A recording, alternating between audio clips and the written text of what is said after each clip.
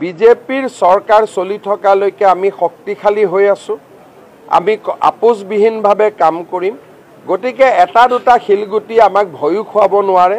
আমাৰ অসমত বহু লাখ বিঘা মাটি 29 লাখ বিঘা মাটি এবিঘা দুবিঘা নহয় 29 লাখ বিঘা মাটি বেদখলকাৰীৰ হাতত গৈছে।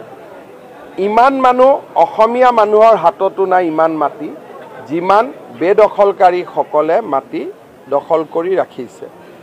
ঘটনা প্ৰবাহ চলি থকাৰ মাজতে যোৱাকালি ওৰাঙত মাটি দখল কৰাৰ চেষ্টা চলিছিল। এটা এটাকৈ লাহে লাহে আমি উচ্ছেদ কৰিব লাগিব। কৰবাত আইনী বাধা থাকিব, আইনী বাধা আঁতৰাব লাগিব। আৰু এটা কষ্টকৰ কাম, কিন্তু আমি হাতত লৈছোঁ, লাহে লাহে আমি কৰি গৈ থাকিম। আৰু এখন আমাৰ তালিকা আছে যে কিখিনি আমি কাম সোনকালে কৰিব পাৰোঁ, যাক ইংৰাজীত লো হেঙিং ফ্ৰুটছ বুলি কয়। আৰু আমি প্ৰত্যেক মাহতে কোনোবা নহয় কোনোবা এটা জেগাত কৰি থাকিম।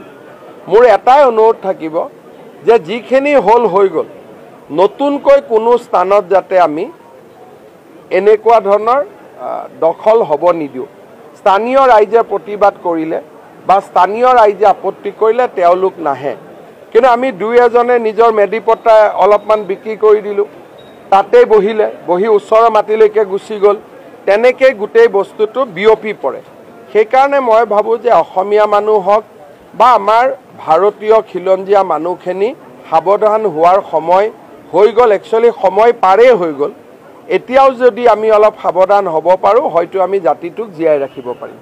যাৰ উচ্ছেদ হ'ব তেওঁলোকেতো অলপ ৰিয়েক্ট কৰিবই।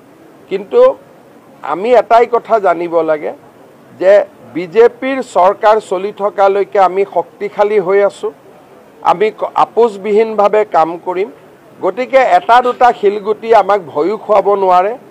আৰু মই ভাবোঁ যে ৰাইজে আমাৰ লগত একেলগে থিয় দিলে আমি লাহে লাহে অসমখনৰ ভূমি বেদখলকাৰীৰ পৰা আমি মুক্ত কৰিব পাৰিম।